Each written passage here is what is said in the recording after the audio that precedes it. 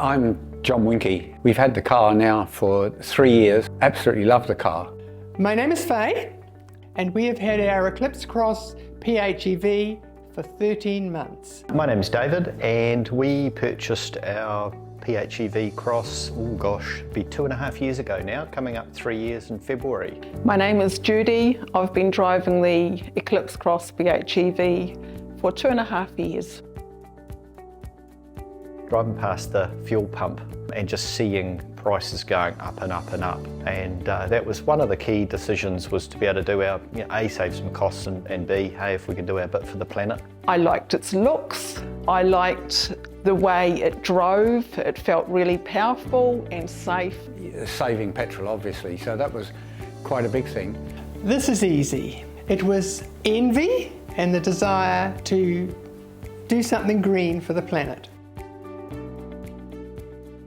All our local running is all on battery, so we use very, very little fuel at all. But I don't have range anxiety because I know that, hey, I think it's up to 650k we can do between a full charge and a full tank. So I can just, if I forget to charge, it's not a problem, and the car just switches to hybrid. Our main use is as a family car, but I do a lot of cycling as well, and we can carry the bikes in the back of the car quite happily, and we used it partly to help in the company as well, and it can carry 1/4 of a tonne in the back with no problems at all.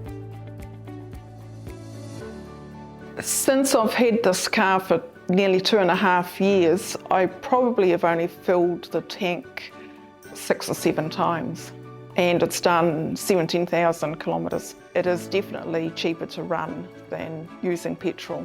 Oh, I literally can't remember the last time I bought fuel, which is a good problem to have. And our electricity bill, we haven't really noticed a difference at all.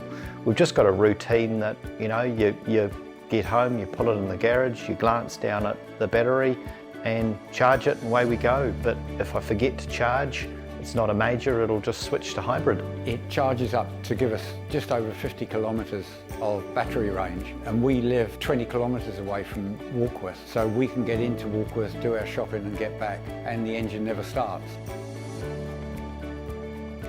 One of the things that we really enjoy is having the 3-pin plug, so that we can just plug it into a normal plug. Next morning, it's all charged up. I like its powerful motor, I like its reliability, I like the way it is responsive, and on a trip I really enjoy the adaptive cruise control. Apple CarPlay, I just love it. You just get in the car, plug it in, and familiar with the navigation, I can do the voice control, and it just does everything for me. Certainly the cargo space is an important one, but the car itself rides very well. It's extremely comfortable. I think Mitsubishi have got the suspension exactly right because it handles well, it goes around corners beautifully, almost like a sports car.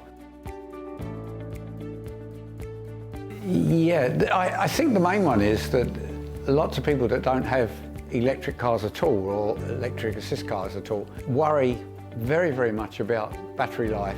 After 3 years, we find that the battery has not deteriorated at all. We're still getting the same charge levels that we got at the start. So yes, I'm able to tell people that they shouldn't worry so much about that. It's exceeded our expectations. It's been a pleasure.